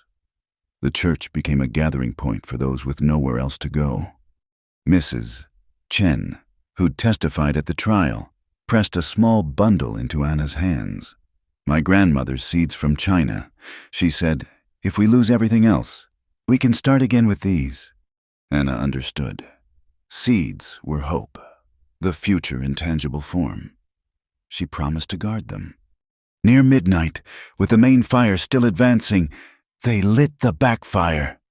Anna watched from the supply wagon as men with torches deliberately set flame to a strip of land, trying to rob the wildfire of fuel. For a terrifying hour, it seemed the cure would be worse than the disease. 2 fires now raged, with only a narrow strip of control between them. If the backfire escaped... Then the wind shifted slightly, pushing the backfire toward the main blaze. When the two met, there was a tremendous roar and a column of flame that seemed to touch the stars. Then, gradually, the fire began to consume itself, running out of fuel where the backfire had already burned. "It's working," someone breathed. But they weren't safe yet. Spot fires still threatened, embers carried by wind starting new blazes. The night became a grim game of racing to douse these before they could grow. During one such race, Anna found herself working alongside Eli to beat out flames that threatened the schoolhouse, They worked in wordless synchronization, their blankets moving in rhythm.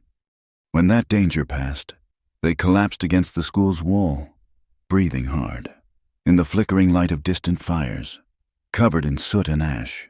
They were equals, just two people fighting to save what they could. "You didn't have to come help," Eli said finally. "This isn't your fight." "Yes, it is." Anna wiped soot from her face. "This is my home now. Even if I'm only passing through, these people, Mrs. Ellington, Martha, even Tom, they stood by me. How could I not stand by them?" "Pike's helping too," Eli observed. "First time I've seen him work for anything but his own benefit." "Fire threatens everyone," Anna said. "Even the powerful can burn." They sat in companionable silence, sharing a canteen of water. Around them, the night was full of shouts, the crash of falling timber, the hiss of water on flames. But in their small circle of calm, something else was building an understanding deeper than words. "That first night," Anna said suddenly, "when I woke by your fire, I felt safe for the first time since leaving home. Not just from Pike, but from the fear that I'd made a terrible mistake coming here. And now I know I made mistakes. But I also know I can face them, fight them, like we're fighting this fire." She looked at him directly. "I'm not the frightened girl who knocked on your door that night." "No," Eli agreed. "You're not." Something passed between them in that look, recognition, perhaps, or promise. But before either could speak further, May's whistle called them back to work. The pre-dawn hours were the worst. Everyone was exhausted, but the fire still threatened. They'd saved the town, but outlying ranches remained in danger. Groups of firefighters worked in shifts, trying to preserve what they could. As the first gray light touched the sky, Anna found herself part of a bucket brigade protecting Widow Morrison's small farm. The old woman refused to evacuate, standing on her porch with an ancient shotgun as if she could shoot the flames. 20 years I've worked this land," she declared. "Fire's not driving me off now." They saved the house but lost the barn. As they watched it collapse in a shower of sparks, Widow Morrison just nodded grimly. Can rebuild a barn. Can't rebuild years of sweat and dreams. By full sunrise, the fire was largely contained. Exhausted firefighters staggered back to town, where women had set up tables with food and coffee. Anna helped serve, her hands shaking with fatigue as she poured cup after cup. "You did good work," Mrs. Ellington said, pressing a sandwich into Anna's hands. "Saw you driving that wagon like a demon and pulling Tom from the fire. That took courage. Anyone would have—" "No, not anyone." The older woman's eyes were knowing. "You've got steel in you, girl. Don't let anyone tell you different." As the sun climbed higher, the full scope of the damage became clear. Turner's place was gone. Along with 2 other homesteads, miles of grazing land was blackened. But the town survived, and no lives were lost. Pike appeared as Anna was bandaging minor burns on evacuees.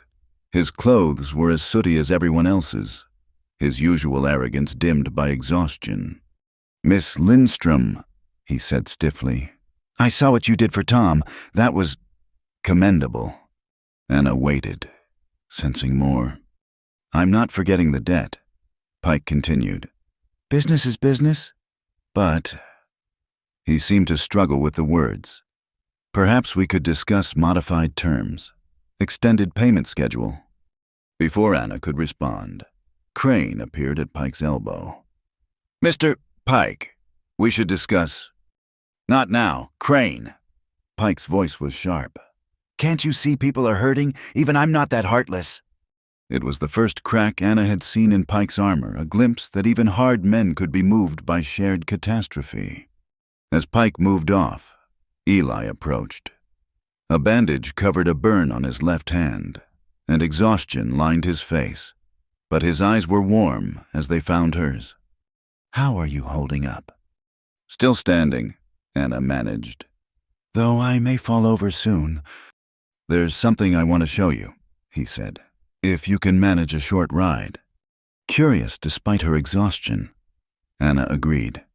They rode out to where Eli's property bordered the burned area. The contrast was stark blackened earth on one side, untouched grass on the other. The fire break had held here.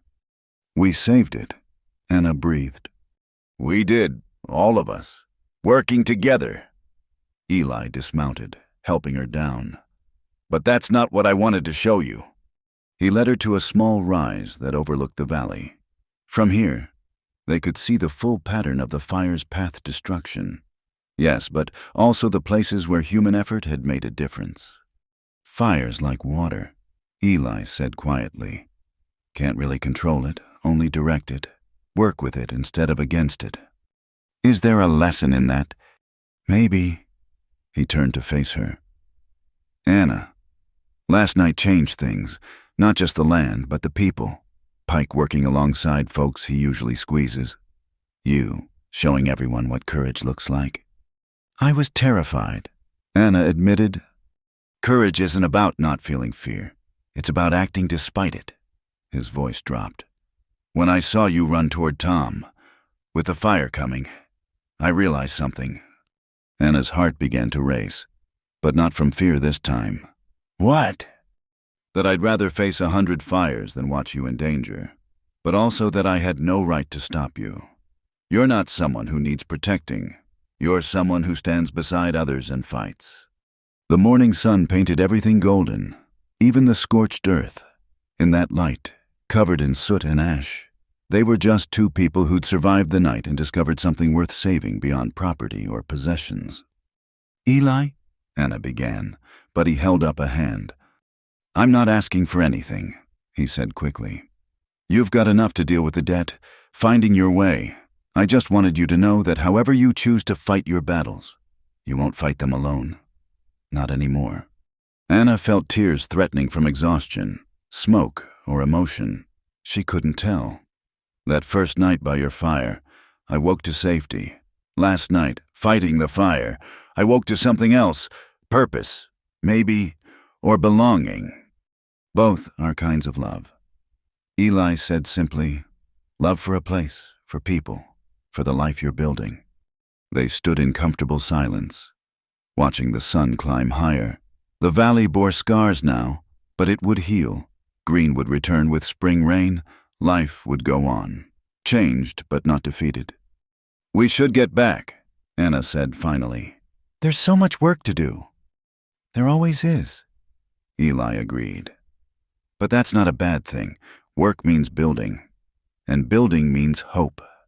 As they rode back to town, Anna thought about fire and water, destruction and creation, the thin line between catastrophe and catalyst.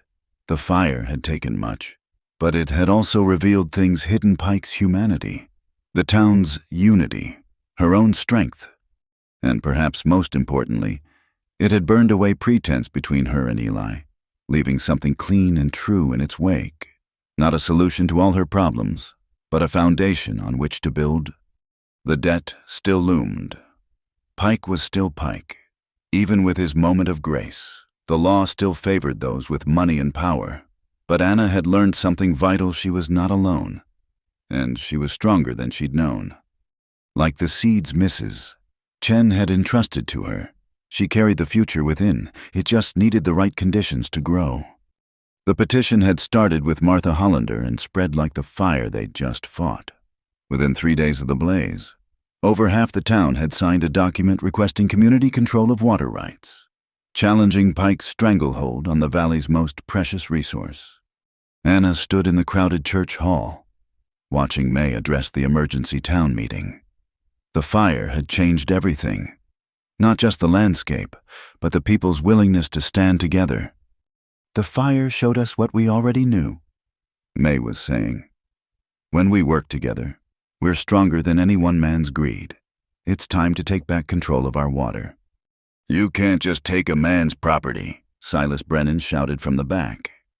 He'd come with several of Pike's men, their presence a clear attempt at intimidation. We're not taking anything, replied Jackson, the rancher who'd suggested the backfire. We're proposing joint management of the creek system. The water belongs to everyone. According to who, Brennan challenged. "Mr. Pike's got legal claim. Claims filed through questionable means." May interrupted. "We've been documenting irregularities for months. Missing paperwork, forged signatures, witnesses who were paid or threatened." Anna felt a hand on her shoulder. Eli had moved to stand beside her, a quiet support as the meeting grew heated. "This is about more than water." Widow Morrison stood, still smelling faintly of smoke. "It's about what kind of town we want to be. One man's kingdom, or a community." The debate raged for another hour. When it finally came to a vote on whether to formally challenge Pike's water claims in court, the result was overwhelming, 43 in favor, 12 against. As people filed out, Crane appeared at Anna's elbow. "Interesting timing. Miss Lindstrom, your debt to Mr.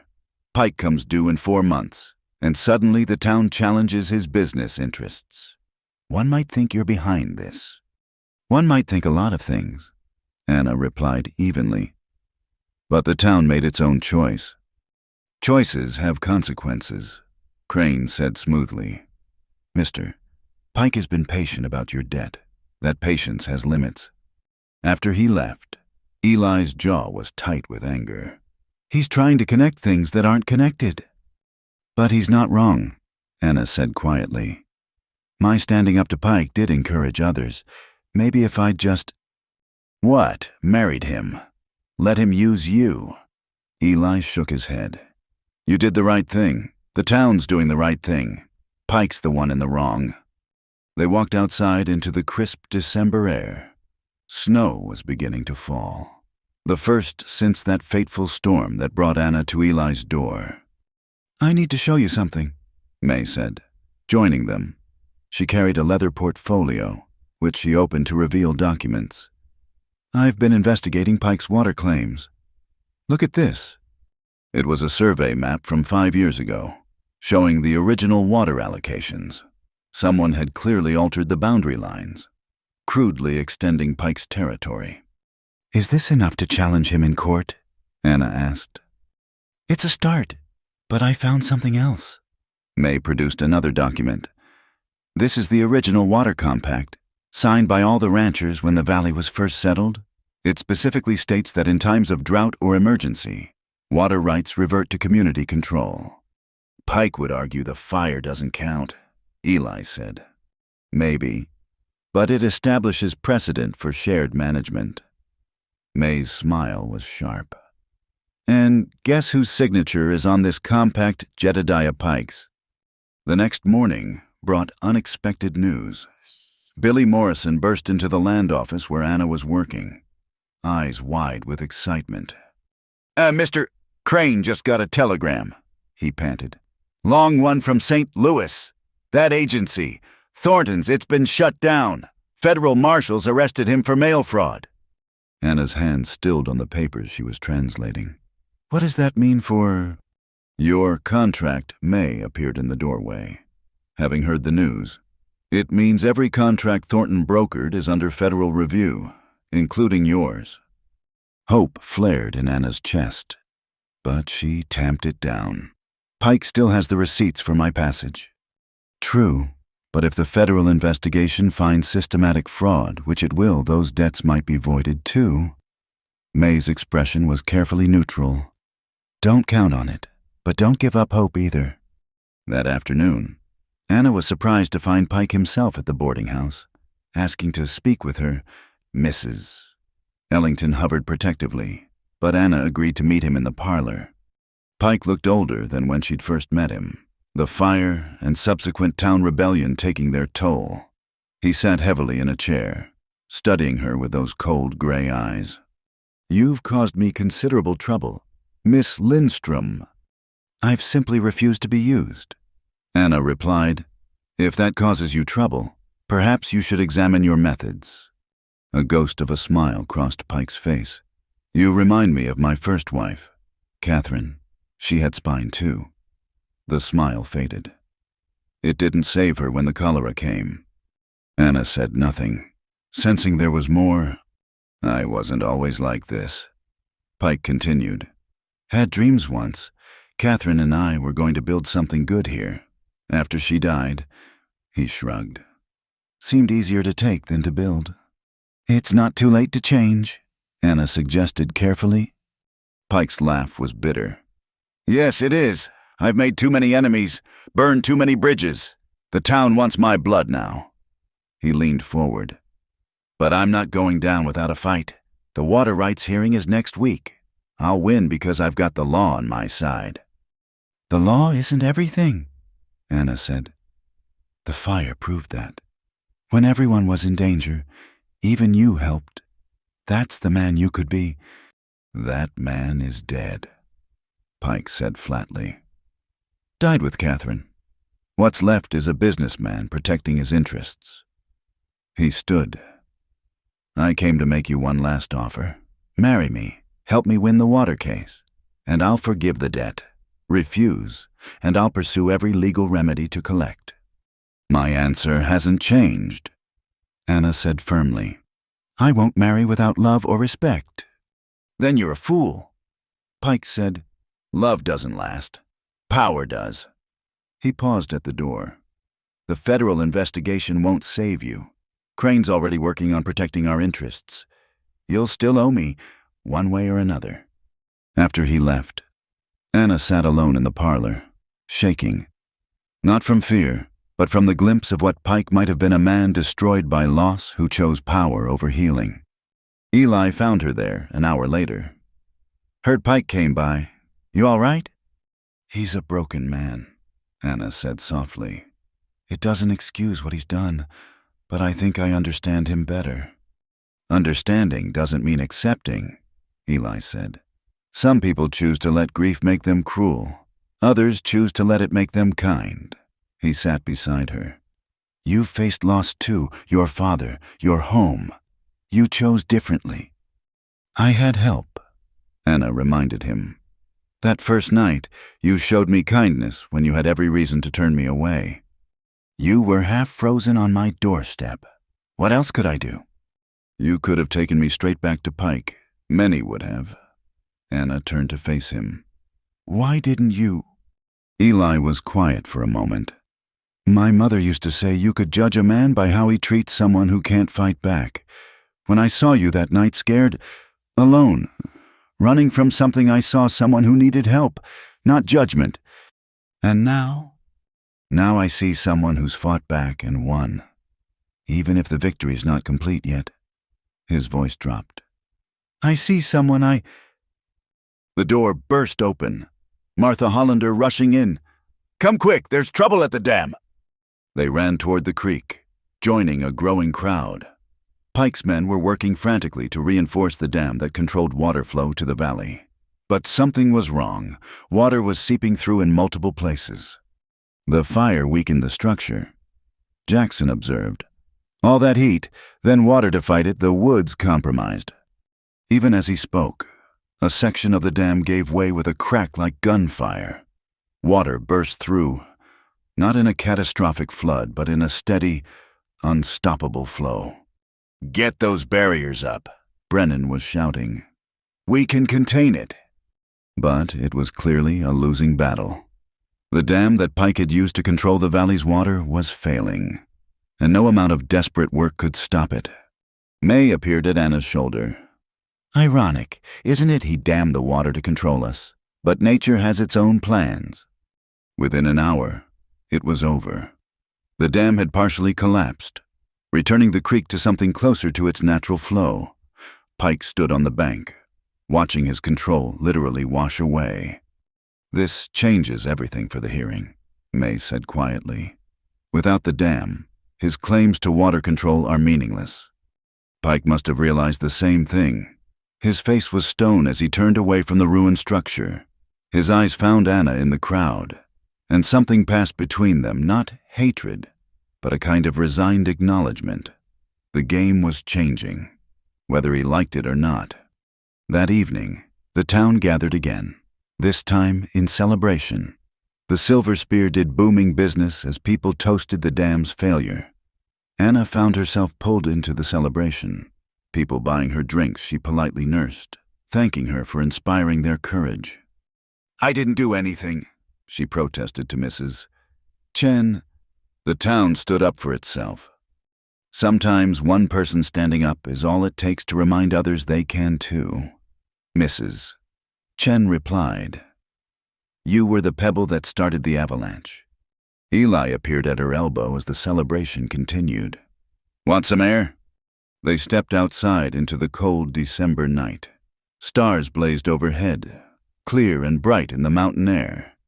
Everything's changing, Anna said. The dam, the investigation, the town finding its courage. Change can be good, Eli said, even when it comes through disaster. They walked slowly down Main Street, past buildings still showing scorch marks from the fire, past the partially rebuilt structures already rising from ashes. I've been thinking, Eli said suddenly, about the future. If the water rights get sorted out, if Pike's power breaks, there'll be opportunity here. For growth, for building something lasting. Yes, Anna agreed carefully, sensing he was working towards something. A man would be a fool to try building that alone, he continued. And I've been alone long enough. He stopped walking, turning to face her.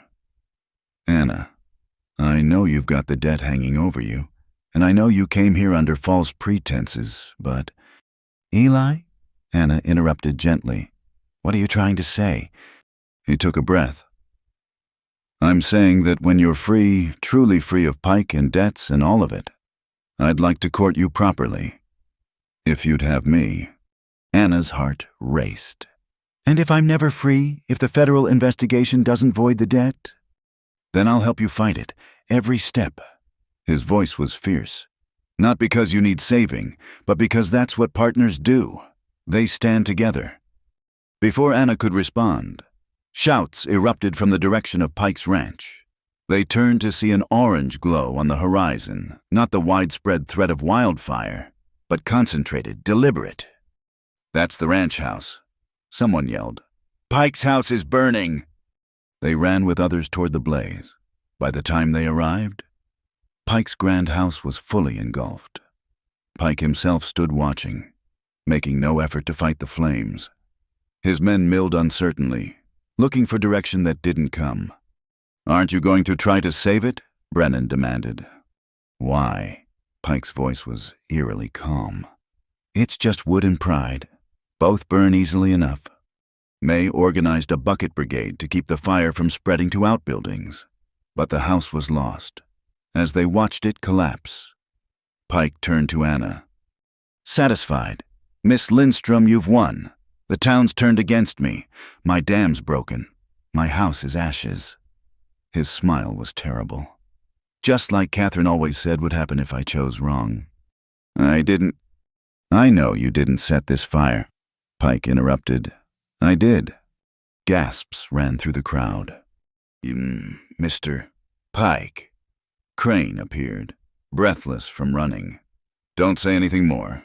As your attorney, you're fired, Crane. Pike's voice was almost cheerful. In fact, I'm done with all of it. The water rights, the contracts, the whole damned game. He looked at May. Sheriff, I'll be at your office in the morning to sign whatever's needed to transfer water management to the town. And Miss Lindstrom… He turned back to Anna. Consider your debt paid. I'll have Crane, my former attorney, draw up the papers. Why? Anna asked, bewildered by the sudden reversal. Pike looked at his burning house, then at the stars. Because I'm tired, and because maybe, just maybe, there's still time to find whatever's left of the man Catherine married? He walked away, leaving everyone stunned. Crane sputtered. He just did, May said firmly, and I'll hold him to it. As the crowd dispersed, Anna found herself overwhelmed. In one night, everything had changed, the debt forgiven. Pike's stranglehold broken, the future suddenly open with possibility. I can't believe it, she whispered to Eli. Believe it, he said. You stood up to him when no one else would. Maybe that reminder of defiance was what he needed to remember who he used to be. Or maybe he just realized some games aren't worth winning, Anna said. They stood together watching the last of Pike's house crumble into embers, destruction and renewal, ending and beginning the endless cycle of frontier life. You didn't answer my question earlier, Eli said quietly, about courting. Anna looked up at him. This good man who'd sheltered her, stood by her, fought beside her, who saw her not as a foreign bride or a debt to be paid, but as herself. Court me while we rebuild, she said, while we help the town heal, while we prove that people can choose community over control. Show me what we can build together. That sounds like yes, Eli said, hope in his voice. It sounds like a beginning, Anna corrected. The rest we'll write as we go. Above them, snow began to fall, covering the ashes of Pike's pride with clean white. The water flowed free in its ancient channel, and the town that had stood together against fire would stand together for whatever came next. Some victories came through force, Anna thought, but the best ones came when people chose to change a town finding courage. A broken man letting go, a woman discovering she was home. The debt was paid, not in dollars but in transformation, and that, perhaps, was the truest currency of all. Spring came early to the valley that year, as if nature itself was eager to heal the scars left by fire and conflict. Anna stood in the doorway of the new community seed exchange she'd established, watching the irrigation channels flow freely for the first time in years. The morning sun caught the water, turning it to liquid gold. 20 families signed up already, Martha Hollander said, joining her with a ledger. The Ericksons want to trade their wheat seed for your Swedish turnips. And Mrs. Chen asked specifically about those medicinal herbs you mentioned. Anna smiled, remembering the seeds Mrs. Chen had entrusted to her during the fire. They'd all survived, carefully preserved, and now formed the foundation of something larger, a network of shared resources and knowledge. The exchange is about more than seeds, Anna explained to Martha. It's about community. When we share what we have, everyone grows stronger. Through the window, she could see Eli working with a group of ranchers to rebuild the communal irrigation system. His movements were sure and steady. A man who knew his purpose. They'd been courting properly for 3 months now, Sunday dinners, evening walks, helping each other with daily work. It was a courtship built on partnership rather than passion, though the passion was certainly there, carefully banked like a well-tended fire. "Letter for you, Miss Lindstrom," Tom Bridger called out, limping only slightly now from his fire injury. "From St. Louis." Anna's hands trembled as she opened it. Since the Thornton Agency scandal, she'd been waiting for news about Eric. The letter was from the Swedish Immigrant Aid Society. "Dear Miss Lindstrom, we are pleased to inform you that your brother Eric has been cleared for travel. The Society will sponsor his passage as part of our family reunification program. He should arrive in Ash Fork by month's end. His health has improved considerably." "Good news?" Martha asked, seeing Anna's tears. "The best," Anna managed. "My brother's coming."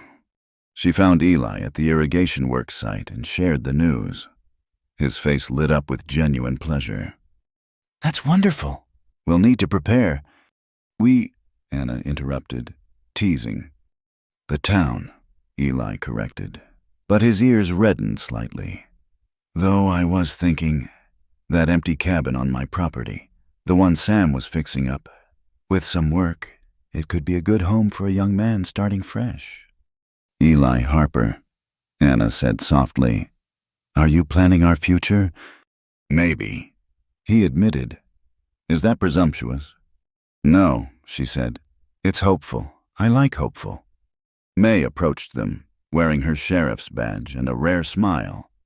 "Just got word from the territorial capital. The Water Rights Commission approved our community management plan. It's official, the water belongs to everyone now." Cheers went up from the workers. Jackson threw his hat in the air. Even Silas Brennan, who'd stayed on as a regular hand after Pike's departure, cracked a smile. Pike himself had left for California after signing over the water rights. taking only what fit in saddlebags. Some said he was seeking redemption in the goldfields. Others thought he just found a new game to play. Anna hoped it was the former. "We should celebrate," someone called out. "Dance at the church hall Saturday night." The idea caught fire quickly. Ash Fork hadn't had a proper celebration since before the fire. As plans spiraled into discussion of food and music, Eli caught Anna's hand. "Save me a dance." "All of them, if you want," she replied, surprising herself with the boldness. Saturday night arrived clear and warm. The church hall had been decorated with early wildflowers and whatever finery people could contribute. Anna wore her best dress, the navy one from the trial, but adorned now with new lace she'd earned from her translating work. "You look beautiful." "Mrs." Ellington said, fussing with Anna's hair. "That young man won't know what hit him." "It's just a dance," Anna protested. "Nothing's just anything when you're building a life together," the older woman said wisely. The hall was packed when they arrived.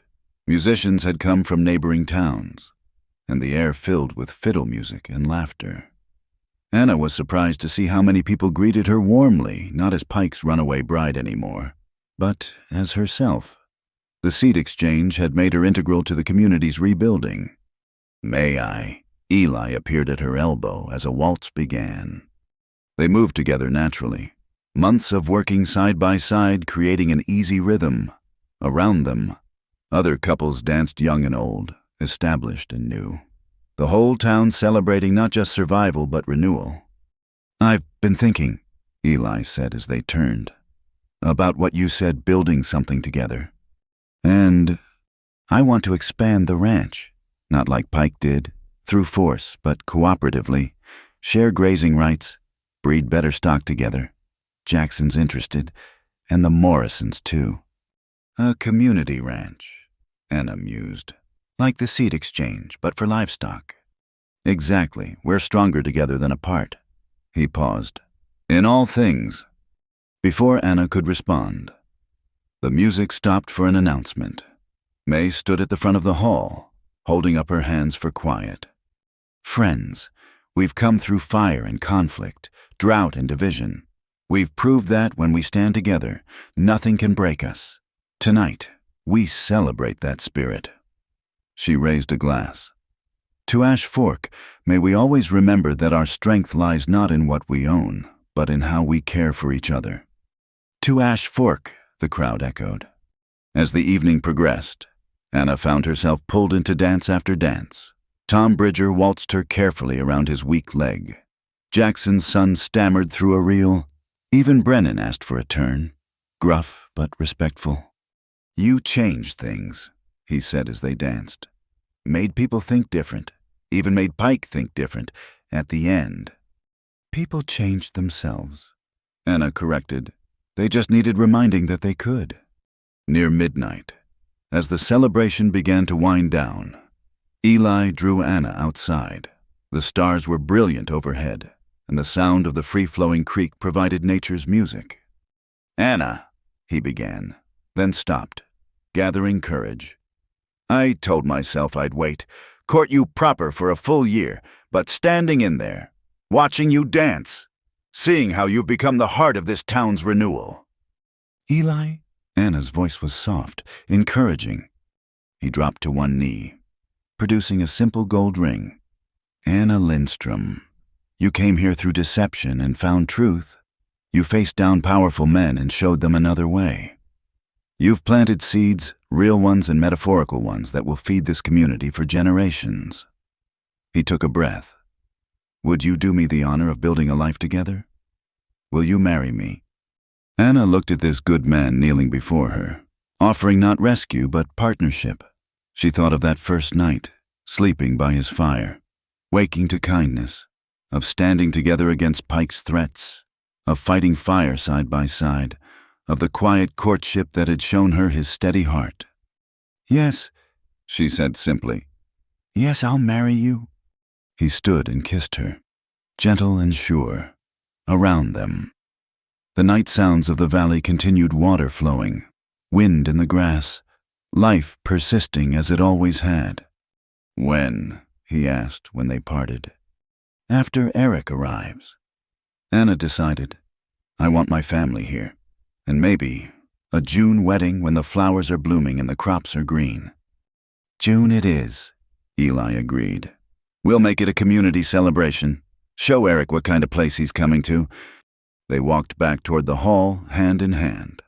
Through the windows, they could see people still dancing, still celebrating, their town, their people, their future. 2 weeks later, Eric arrived on the afternoon stage thin but smiling, eyes wide as he took in the mountains. Anna barely recognized the young man who'd grown from the boy she'd left. They fell into each other's arms, tears mixing with laughter. "You did it," Eric said in Swedish. "You really made a place for us." "We made it," Anna corrected, introducing him to Eli. "All of us together." Eric settled quickly into the cabin Eli had prepared, taking work at the general store while learning English. His health improved daily in the dry mountain air, just as Anna had hoped. June arrived in a burst of wildflowers and perfect weather. The wedding took place by the creek, the whole town attending. May officiated, having gotten the proper credentials just for the occasion. Anna wore a dress sewn by the church ladies, incorporating lace from Mrs. Ellington, embroidery from Mrs. Chen, and buttons donated by Martha. "Do you, Anna Lindstrom, take this man to be your husband?" May asked. "To stand beside him in drought and plenty, in fire and calm, building together what neither could build alone?" "I do," Anna said, her voice strong and clear. "Do you, Eli Harper, take this woman to be your wife, to honor her strength, support her dreams, and share the water of life equally, as partners in all things?" "I do," Eli said, his eyes never leaving Anna's.